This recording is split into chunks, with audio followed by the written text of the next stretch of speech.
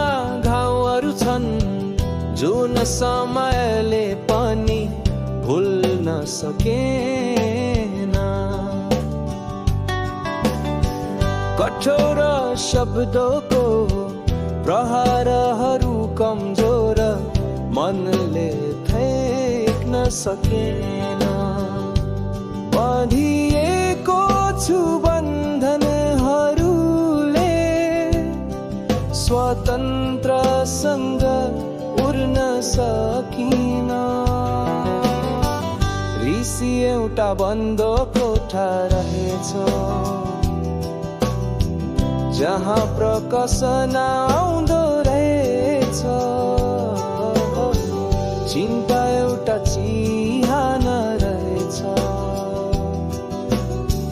जहाँ म जिउँदै गाडिएको रहेछु। माफ गर्नु भनेको जित्नु रहेछ आफ्नै मनको युद्ध।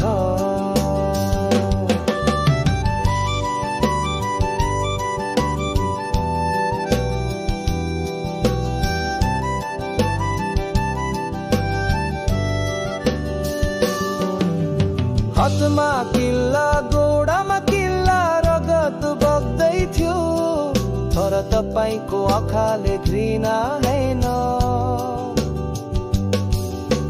प्रेमको भाषा बोल्दै थियो भन्नुभयो उनीहरूलाई केही थाहा छैन।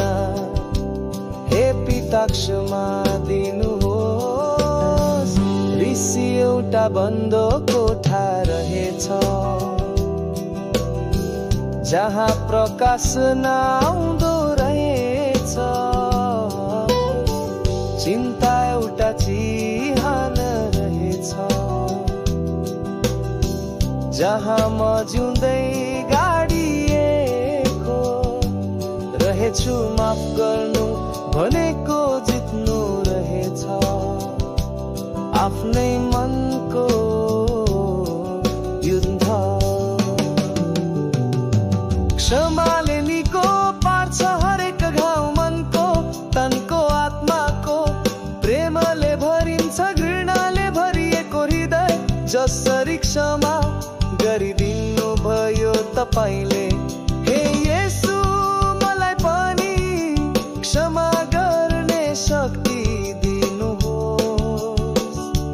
शत्रुलाई हेर्दा आँखामा मेरो करुणा झल्कियोस्। शत्रुलाई हेर्दा आँखामा मेरो करुणा झल्कियोस्। शत्रुलाई हेर्दा आँखामा मेरो करुणा झल्कियोस्।